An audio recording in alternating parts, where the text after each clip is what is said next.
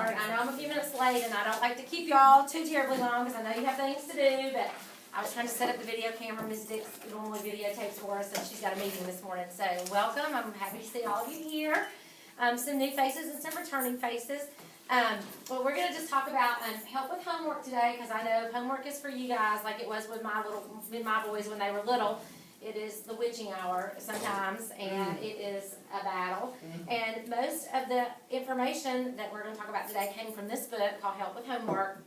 And I read it. It was a really easy read, and it has a lot of information in it that I am not going to be able to give y'all today because it would just take too long. But this book is in the Parent Resource Center, so if you'd like to check it out and take it home and read it, or pass it around with each other, please feel free to do that because it was a real easy read and it was a great book. I bought it last year with some of that parent involvement money that we were able to spend at the end of the year.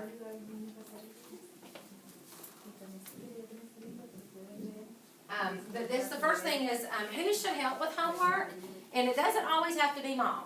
Just know that. It doesn't always have to be mom or dad. You know, if there is someone else in your house, a big brother, a little big sister, an aunt, an uncle, anybody else that is good with homework or a natural teacher, let them help with homework. Don't take on all that responsibility for yourself. Really, the most important thing about homework is just interacting with your child. You know, just having just that interaction of sitting down and having that one-on-one time, either whether it's with you or with somebody else, just letting them know that there is someone else that is there to interact with them during that time. And never, ever, ever do it for them. Let them do it for themselves, even if they made mistakes. So I was the world's worst. When there's a project, when my boys would bring home projects, I did the projects. I will be honest, I did the projects. Even when they were in high school, I did the projects because they were neater.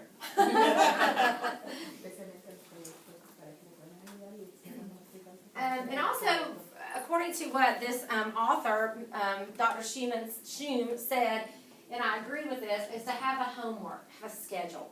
Because children like structure. They really do. They like to know, at this time I'm going to do this, at this time I'm going to do that. And a lot of children really need time to sit down when they come home from school and decompress. I know that my children needed, an hour and a half. They usually got that because they stayed at school with me until I left. And so they had that play time. And then when we got home, it was time to get busy because they never wanted to do their homework when they were hanging out after school. But the homework wars is what Dr. Schum says is the most common battle, is like when to do our homework. And she actually had a really good schedule in there of, letting your child play for about an hour, work on homework for about an hour, or, really homework though shouldn't take, homework should only, if they're in third grade, it should be 30 minutes. If they're in fourth grade, it should be 40 minutes. If they're in fifth grade, it should be 50 minutes. I know they have more than that because I know math takes up such a large amount of time.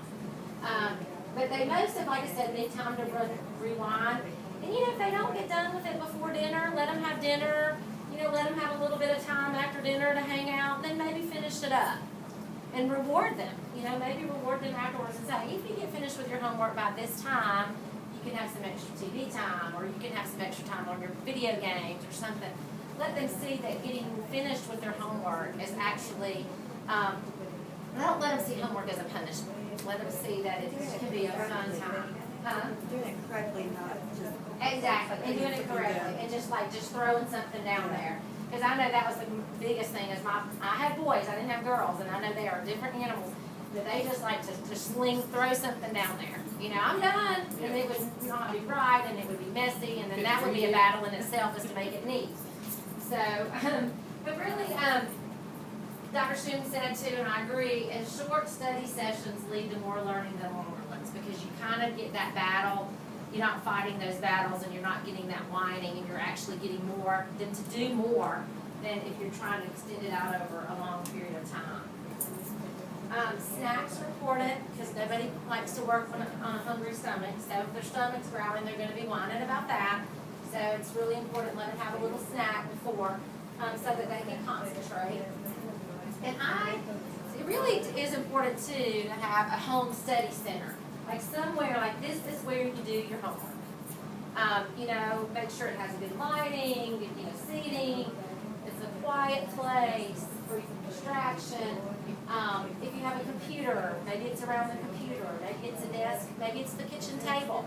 Somewhere where they can just sit and work, and then you can kind of be around them if they have questions, but not necessarily sitting right there beside them all the time. And I made this little homework box. This is something that we talked about last year when we talked about homework.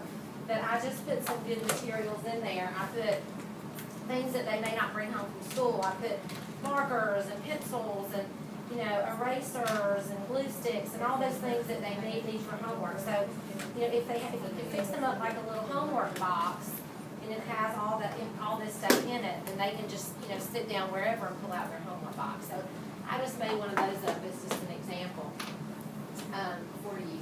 A lot of kids today might have to look things up, and if you don't have a computer, there's a dictionary, for the little ones, there are the Pictionaries that has the pictures and with the words. Dictionaries, and I know all the third graders got dictionaries this year. Encyclopedias, if you have a set of encyclopedias. And just like I said, just kind of be there right around, not necessarily, if you have it in the kitchen, you can do cooking dinner while they're doing the homework, or if it's, or if it's near the laundry, folding laundry or whatever while they're doing homework. It's just somewhere where you're nearby, but not exactly hovering over them. I know I don't always like to hover, but I'm a hoverer. So that's the homework box. I just talked about that. Some other things you might want. I know sometimes they need note cards. I didn't put any note cards in there, but that's another thing that they sometimes need and they can study with. Maybe if they're having problems with math, one of those little small chalkboards or dry erase boards that you can get at like the dollar store that you can write on. And if it's in your kitchen, if you have a bulletin board or a big calendar in your kitchen that you can write, dates on, so that they can learn to get organized. A bulletin board, maybe if they've got a project coming up, if they're in reach, or if they have a project coming up. I know third grade likes to. I know they'll have a habitat project coming up. They may even have. I know we used to make insulators, conductors, or we make conductors. That's coming up because I know they're studying heat, so they're probably going to have to come up with some kind of box that will keep something cold. Oh, yeah, yes. Remember that? Yes, I do now. And we had to do that? Yeah. So, I'm saying that because Jackson was in my room when we had to do that. Remember that project we had? Yes. So, but they had to come up with like a little project, so that'll probably be coming up soon. So there'll be some directions and a rubric for that, just a heads up, third grade moms. You're gonna have that going on soon. Because they're studying it right now.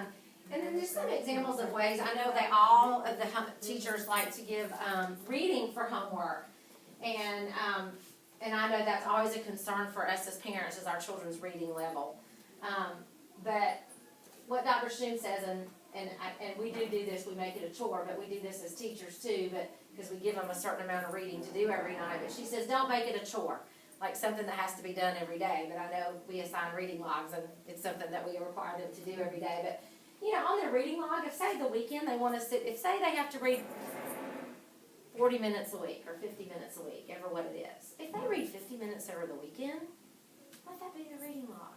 Don't tell the teachers I said that. Because it's, a lot of them, after they've done their homework and they've done their math and they've done their language arts and they've done their spelling, the last thing they want to do is read. And as a teacher, I always counted if you read to them. If you sat down at night and you read to your child for 10 or 15 minutes and you wrote it down on the reading log, that was always okay with me. And I think most teachers would be okay with that. So if you want to sit down and read with them, make them read for themselves. But if you, at night, if they've already done all this homework and you want to read to them, you read to them and count it for the reading log. You can say, I said it was okay to do that. All right. 5 pages, I'll read them, and one kid will read them. Right. A diary of 1 to 10. Yeah. And I'll read them, and Yeah. I'll read them, so we'll just take off. Yeah.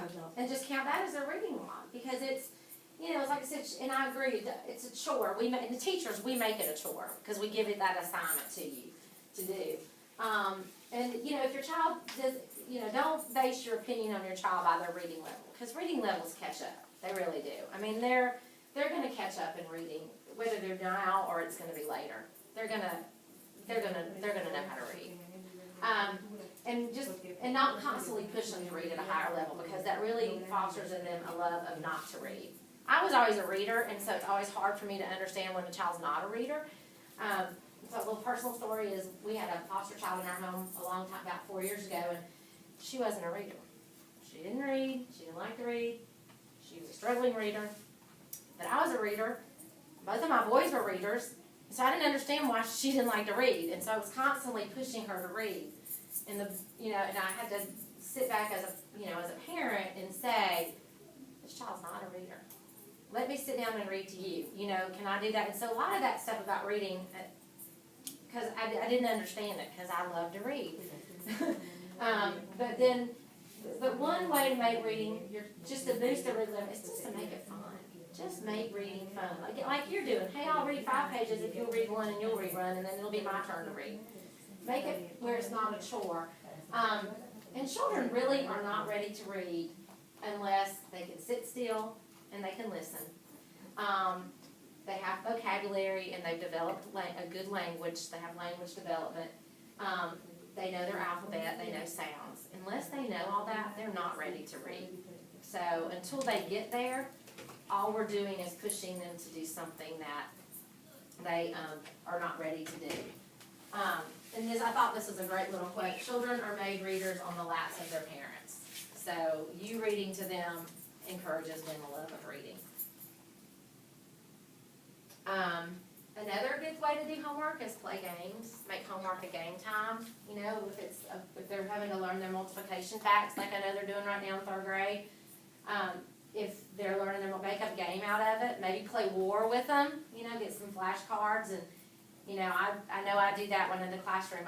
If they get it right, they get to keep the card. If I get it right, if they don't get it wrong, I get to keep the card, and then we see who wins at the end. So you can make a little game out of it. But really, that's the primary reason, is to make it fun. Also to reinforce basic concepts and skills like, multiplication, addition, subtraction. And really kind of making a game out of it and making it fun makes it less monotonous. Unless, oh my gosh, it's time to sit down and learn my multiplication facts. And don't always play at homework time. Just say, hey, let's just play for the fun of it. Or at the end of homework, hey, let's, it's time to practice your multiplication facts. Let's, or time to practice your addition facts. Play that game then, because to them that's going to be more fun than sitting down and making them recite them or holding up the flashcard and, they like to feel a little competition too. And another little trick, and my oldest child, I'm just going to tell you, cannot learn his multiplication facts. So if your child's having trouble, what I did is I had like a little CD player, and we would put it on every night before he went to bed, and we put the headphones in his ears, and he would listen to his multiplication facts before he went to bed, and it worked. And his teacher told me that, because I taught 2nd grade, I had not a clue. I taught addition and subtraction facts, and regrouping. I wasn't teaching like multiplication. And she said his 4th grade teacher, because he still didn't really know them yet, and his 4th grade teacher was like, let him do that. And it worked. And he was like, at the end of, by the next, whenever she was testing them, over 100 facts, he made like the Coke and candy party or whatever. So that's a good little trick if they're having trouble that worked. If you have like just a little, it was a Walkman at the time, but we probably have different things. We're probably getting on an iPod now. He's 21, he's about to be 22, so that was a long time ago when he was in the 4th grade. But some good games that you might want to play, or, concentration. And we have some of those, they still like memory, if they can memorize where things are. Bingo, card games, for spelling, hangman. They love to play hangman. They love to play it on the board at school, so I know that they would love to play it at home. That would be a great game to play with spelling. Matchups, if you have pictures that you can match up with words, that's another great one for them to do. Especially for the kindergartners, sorting, so they can start sorting things out. They can sort by, by sounds. All the pictures that start with a certain sound. And then I know this is a big one, and it's never too early to start talking about standardized testing. But when we prepare students for standardized testing, we do this at school, and this is a good reinforcement way to do it at home, is just maybe have students explain to you why that answer is correct, like why they're choosing what they're choosing, and then why would this answer not be correct. And it gets them talking about it and gets them thinking about those concepts in their head, and it gets them really beginning to understand like why that answer is the right answer.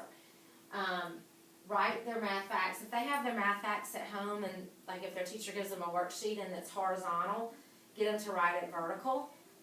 Or if it's vertical, get them to write it horizontal, because they need to be able to do that relationship of turning it around. I know for me, it was always easier to do vertical than to do horizontal, just easier. And so I always taught my students to do that as well. Go ahead and rewrite that fact, you know.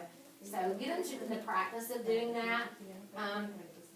When you're reading, have them tell you, what's the main idea? You know, if they're reading out loud to you, or you're reading to them, ask them questions about what you're reading. Have them say, you know, what happened first now? You know, what happened second?